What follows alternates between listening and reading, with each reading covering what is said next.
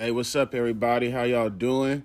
It's another episode of Notable Prisons and the inmates that occupy them. So, with all the media attention, I decided I would make this episode based around, Jeffrey Dahmer. But first and foremost, get your lighters ready because, boy, this is going to be a good one.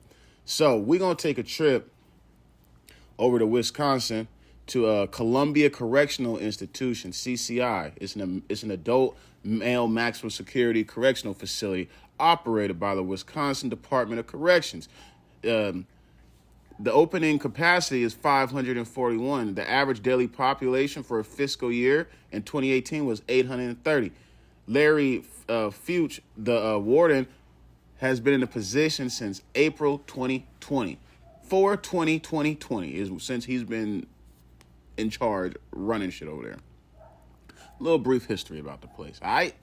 The facility was constructed on 110 acres at a cost of $38.6 million. It has an area of 27 acres inside the perimeter fence.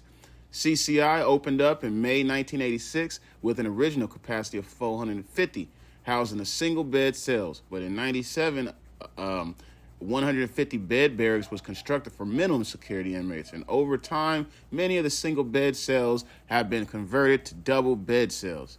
And in 1988, a year a king was born, you dig? A sculpture entitled "Chromatic Fragments," "Vortex to the Sky" by artist and University of Illinois professor of art Christine Martins was installed in the parking area of the prison. The 20-foot tall painted steel sculpture cost 50 bandicas, $50,000 back in 1988. It's a lot of money. In fact, one of my homies' grandparents bought their house back in 1980-something for $30,000. He still live there to this day. But anyways, in 2007, a female staff member was accused of having sex with inmates at the prison. She pleaded no contest to a lesser charge. In 2008, a female correction officer was charged with multiple counts of second-degree sexual assault.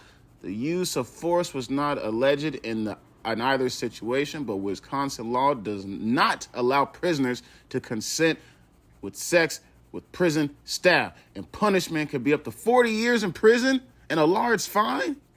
Golly, 40 years for boning a female? That's crazy. If you get caught, man, you better be sneaky. All right, so anyways, let's get to these inmates.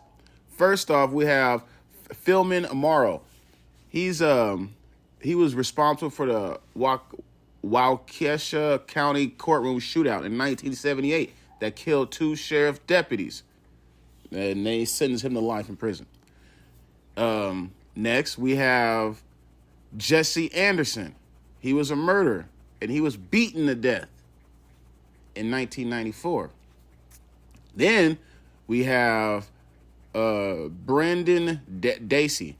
He's an American convicted murderer, and he was sentenced to life in prison.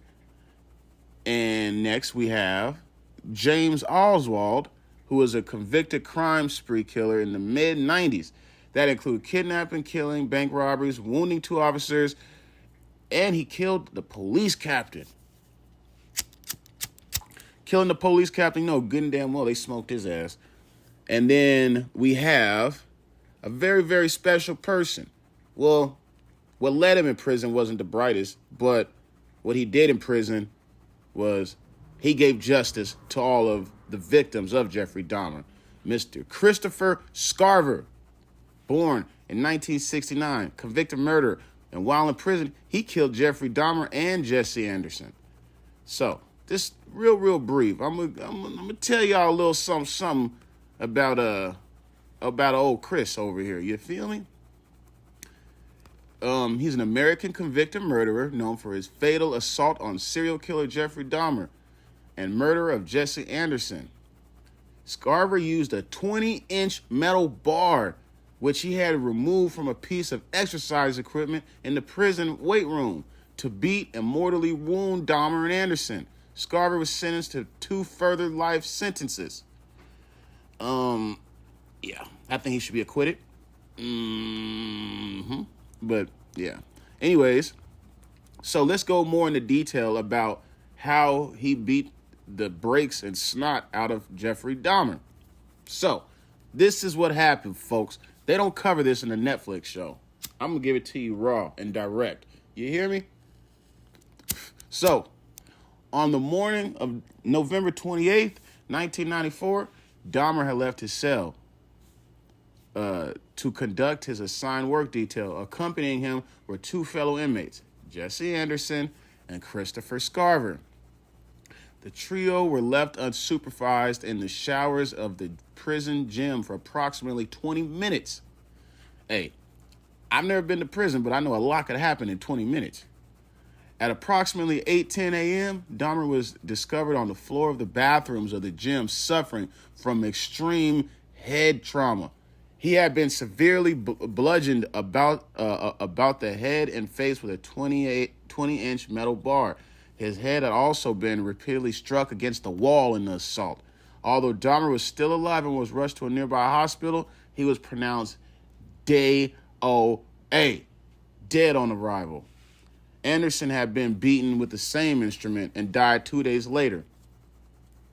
Scarver, who was serving a life sentence for murder that he committed in 1990, informed authorities he had first attacked Dahmer with the metal bar as Dahmer was cleaning a staff locker room before attacking Anderson as Anderson cleaned an inmate locker room. According to Scarver, Dahmer did not yell or make any noises as he was attacked.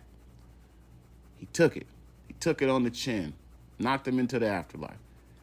Immediately after attack of both men, Scarver was thought to be schizo. But then he returned to his cell and informed the prison guard, "God told me to do it. Jesse Anderson and Dahmer are dead."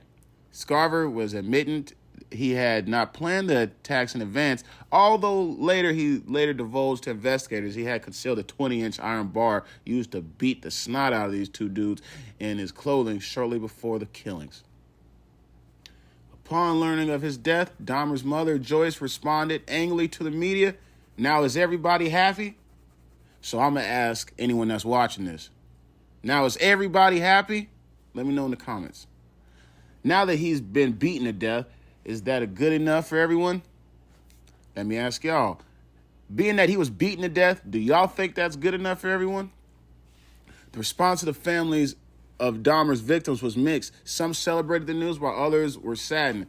Catherine Lacey, the mother of Oliver Lacey, remarked, "The hurt is worse now because he's not suffering like we are." She has a good point there. She has a very, very good point. You know, the district attorney who prosecuted Dahmer cautioned against turning Scarver into a folk hero. Nothing that Dahmer's death was still murder. On May 15th, 1995, Scarver was sentenced to 2 additional life imprisonment terms for the murders of Dahmer and Anderson. Dahmer had stated in his will that he wished for no services to be conducted. He wished to be cremated. In September of 1995, Dahmer's body was burned and his ashes was divided between his parents. Y'all got y'all's lighters ready? This is for sure one of the craziest people I've ever covered. And you know, I thought I covered Dahmer before in another episode, but I realized it wasn't him. It was Ted Bundy. Those are two scummy individuals. They the Scummy brothers. Ted Scummy Bundy and Jeffrey Scummy Dahmer. Man, oh man. Drop a comment below. Give me some feedback. Let me know where y'all watching from. If any of you guys was old enough when this was on the news, let me know what y'all think. And do y'all remember hearing about it? And I hope y'all enjoy y'all's Friday. See y'all on Monday with a new episode. Later.